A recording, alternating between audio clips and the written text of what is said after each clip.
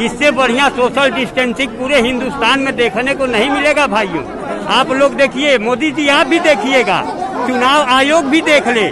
ऐसा ही चुनाव आयोग होता है, ऐसे ही इलेक्शन करवाया जाता है, ऐसे ही देश से हमारे कोरोना भागेगा। आप लोग देख लीजिए, ये सोशल डिस्टेंसिंग का हो रहा है।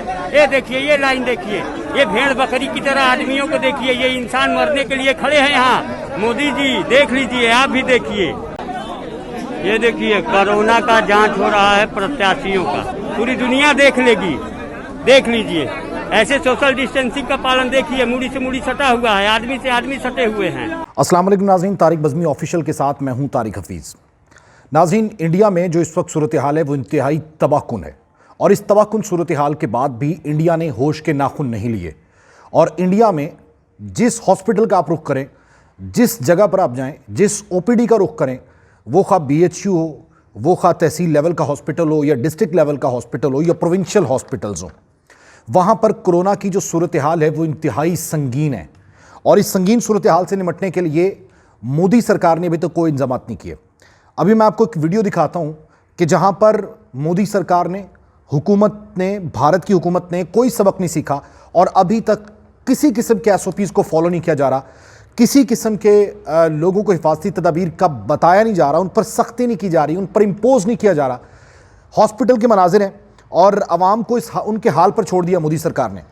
और किसी ने सोशल मीडिया पर मोदी सरकार को या मोदी को मुखातिब करके ये बात की कि आपने तो झोंक दिया जहन्नुम में, ये किस जगह आपने झोंक दिया हमें। मोदी का मजाक उड़ाया जा रहा है, उस पर तनकीद की जा रही है।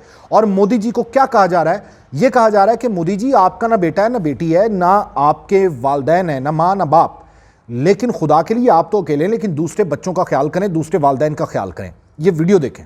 भारत में मुसलमान नौजवान हिंदुओं के लिए मसीहा बन गया। अब तक ये मुसलमान 4000 हिंदुओं की जानें बचा चुका है। गाड़ी बेचकर मिले पैसों से शाहनवाज शेख ने ऑक्सीजन सिलेंडर खरीदे और जरूरतमंदों को सिलेंडर फ्री में मुहैया करवा रहे हैं। शाहनवाज अब तक 4000 मरीजों को मुफ्त में सिलेंडर मुहैया करवा चुके हैं। वहीं उत्तर प्रदेश के इलाके आजमगढ़ के 31 साल मुस्लिम नौजवान के चर्चे हो रहे हैं। मकामी लोगों ने भी मरीजों को मुफ्त ऑक्सीजन सिलेंडर फराहम करने के लिए हम वक्त मदद को तैयार रहने पर शाहनवाज शेख को ऑक्सीजन मैन का खिताब दे दिया। उनकी जान बचाने में मदद कर चुके हैं। नवाज ने इस काम के लिए कंट्रोल रूम बनाया है, जहां रोजाना ऑक्सीजन सिलेंडर की मांग को लेकर करीब 500 फोन कॉल्स आते हैं। शाहनवाज शेख कोरोना की इब्तिदा में घर के करीब गरीब बस्ती में राशन की तकसीम किया करते थे कि इस दौरान उनकी दोस्त की हामला बहन रक्शे में अस्पताल जाने के दौरान ऑक्सीजन की कमी के बायस हलाक हो गई, और उस वाक़े ने दोनों दोस्तों की जिंदगी का मकसद ही बदल दिया, और दोनों ने मरीजों को ऑक्सीजन सिलेंडर की मुफ्त फराहमी का बेड़ा उठा लिया। शाहनवाज शेख अब तक 4000 से ज्यादा मरीजों को ऑक्सीजन सिलेंडर फराहम कर चुके हैं। बढ़ती हुई मांग और फंड्स की कमी की वजह से मुझे अपनी कार 22 लाख में फरोख्त करना पड़ी। इससे भी काम ना बना तो सोने की चेन बेच दी। भारत में मरीजों को मुफ्त ऑक्सीजन सिलेंडर फराहम करने वाले मुसलमान नौजवान शाहनवाज शेख ने अपनी कीमती कार और जेवर तक बेच दिया। वीडियो आपने देख ली, और इस वक्त जो सूरत हाल है वो बड़ी संगीन है कि हुकूमत के पास सोर्सेज जो है वो खत्म हो चुके हैं। हुकूमत के पास किसी किस्म के वसाइल नहीं है, और हुकूमत हाथ खड़े कर चुकी है। 5 लाख बेड्स की ज़रूरत है, ऑक्सीजन सिलेंडर्स की ज़रूरत है, लेकिन अभी तक हुकूमत ने, भारत की हुकूमत ने जो है इस ज़िम्मे में कोई इकदाम नहीं उठाया। लोगों को हाल पे छोड़ दिया कि मरना है मरें, जिए जीना है जिए, और हमने जो करना है वो करेंगे। मतलब दिफाई बजट बढ़ाएंगे, हम जो है वो किसानों के खिलाफ कानून बनाएंगे, हम जो है वो बिजनेस तबके को प्रोटेक्शन देंगे। ये मोदी सरकार के आने से पहले भी उनका मैनिफेस्टो था, और इस वक्त भी उनकी यही सूरत हाल चल रही है। अब एक और अहम बात आपसे करने लगा हूँ। एक नौजवान जो इस वक्त, जहाँ पर सोशल मीडिया पर मोदी सरकार पर तनकीद हो रही है, वहीं पर उस सोशल मीडिया पर उस शख्स के चर्चे हो रहे हैं, उस शख्स के गुण गाए जा रहे हैं। और वो शख्स कोई हुकूमत में नहीं है, वो किसी हुकूमत का हिस्सा भी नहीं है, वो किसी पार्लियामेंट का हिस्सा नहीं है, भारत में किसी तरह से वो किसी यूनियन काउंसिल का भी हिस्सा नहीं है, वो MLA भी नहीं है, लेकिन उसको डिस्कस किया जा रहा है और उसको खराज तहसीन पेश किया जा रहा है, उसे अप्रिशिएट किया जा रहा है। और वो नौजवान 31 साल का मुसलमान नौजवान शाहनवाज शेख है। आप ये तस्वीरें देखें, इन तस्वीरों में ये नौजवान सिलेंडर उठाए खड़ा है। ये नौजवान जगह जगह पर जाकर लोगों को ऑक्सीजन सिलेंडर्स प्रोवाइड कर रहा है। अब हिस्ट्री क्या है, लोग इसको अप्रिशिएट क्यों कर रहे हैं, लोग मोदी सरकार को गालियां दे रहे हैं और इसके लिए तालियां क्यों बजा रहे हैं, वो जरा सुनिए। शाहनवाज शेख ने अपनी कार 22 लाख रुपए में बेच दी। जो कि बहुत महंगी थी, और उसके साथ साथ उसने अपना जेवर बेच दिया, जो उसके पास रिंग थी वो उसने बेच दी, सोने की चेन थी वो बेच दी। क्यों बेची? भारतीय मीडिया में मोदी को तो तनकीद का निशाना बनाया जा रहा है, लेकिन इस शाहनवाज शेख के लिए वो अच्छे कलमात अदा कर रहे हैं और सवालात उठा जा रहे हैं मोदी की नाकिस कारकर्दगी पर कि ये नौजवान कर सकता है तो आप क्यों नहीं कर सकते। उत्तर प्रदेश के इलाके आजमगढ़ का ये नौजवान है, 31 साल मुस्लिम नौजवान जिसका नाम शाहनवाज शेख है, जिसके चर्चे हो रहे हैं। अब ये कर क्या रहा है? मकामी लोग उसकी तारीफ कर रहे हैं भारत के अंदर, और मकामी लोग कह रहे हैं कि ये मुसलमान नौजवान हमारे लिए मशलेरा बन चुका है, ये मुसलमान नौजवान इंतहाई बेहतर काम कर रहा है। भाई क्या काम कर रहा है? वो कर रहा है कि ऑक्सीजन मैन का उसे खिताब दिया गया शाहनवाज शेख को।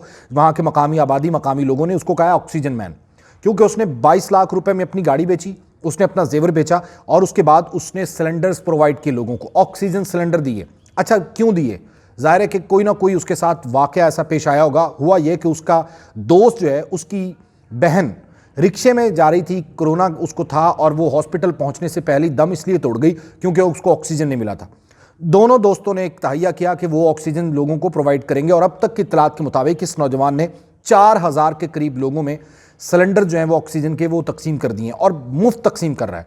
और इसके साथ साथ एक बड़े मज़े की बात कि इसने कंट्रोल रूम बनाया है, और उस कंट्रोल रूम में फ़ोन कॉल रिसीव की जाती हैं कि जिनको सिलेंडर्स की ज़रूरत है उनके पास सिलेंडर पहुंचाए जाते हैं, उनको दिए जाते हैं। ये नौजवान न सिर्फ मोदी सरकार के लिए, बल्कि इसके साथ साथ भारत में मौजूद लखपति करोड़पति लोगों के लिए एक एग्जाम्पल है कि वो लोग भी मैदान में आए, और इस वक्त जो सूरत हाल है उससे निबरदाजमा होने के लिए अगर हुकूमत कुछ नहीं कर रही, अगर मोदी को बिजनेस से फुर्सत नहीं है, मोदी को कश्मीर मुखालिफ पॉलिसी से फुर्सत नहीं है, मोदी को पाकिस्तान मुखालिफ सरगर्मियों से फुर्सत नहीं है, तो कम अज़ कम जो है वो नौजवान के साथ मिलें करोड़पति लखपति लोग, और लोगों को प्रोवाइड करें बेड्स या ऑक्सीजन सिलेंडर्स। कंट्रोल रूम में कॉल्स आती हैं, और वो जाके 500 के करीब डेली कॉल मौसूल कर रहे हैं कंट्रोल रूम में शाहनवाज शेख, और ये पूरी जो इस वक्त मशले रहा है तमाम इंडियंस के लिए। और वो कहता है कि मुझे बढ़ती हुई मांग पर बड़ी तशवीश है कि सिलेंडर लोगों के पास नहीं है, लोगों के पास सहूलियात नहीं है, तो हम लोगों को सहूलियात वहाँ पहुँचा रहे हैं, सिलेंडर पहुँचा रहे हैं, बेड्स पहुँचा रहे हैं। उसने अपनी गाड़ी सेल की, इसके साथ साथ जब वो पैसे कम हुए तो उसने अपनी चेन सेल कर दी, उसने अपनी रिंग सेल कर दी। शाहनवाज ने इस मकसद के लिए कंट्रोल रूम भी बनाया। ये तो मिसाल है मोदी सरकार के लिए भी, और इसके साथ साथ वहाँ पर अमीर तबके के लिए भी कि आखिर वो क्या सकते हैं। अब मोदी इतना क्यों परेशान है, और नरेंद्र मोदी को लाया क्यों गया, उसको किन लोगों ने लॉन्च किया, ये आप सब लोग जानते हैं कि बिजनेस टाइकॉन इसको लेकर है। 2014 का अगर आप अमेरिका का टाइम मैगजीन देखें तो उस मैगजीन के ऊपर एक हेडिंग है, और कहा जा रहा है कि मोदी मीन्स बिजनेस, मतलब मोदी का मतलब है कारोबार, यानी कारोबार को बढ़ावा देना, फ्लोरिश करना कारोबार को, और स्ट्रेंथन करना कारोबारी तबके को, और वही मोदी ने किया। मोदी का मतलब है कारोबार, और कारोबारी तबका मोदी को लाना चाह रहा था, लोहे का कारोबार वाले मोदी को चाह रहे थे, लालच बढ़ा उनका, बिजनेस टाइकॉन मोदी को लॉन्च कर रहे थे, और मोदी से अपनी मर्जी का काम करवाने चाह रहे थे। बड़े बड़े मसले जो है वो उनके हल हो गए, बड़े बड़े ठेके उनको मिल गए। राफेल तैयारों का भी मामला था कि मोदी को इस डील की वजह से लाया गया।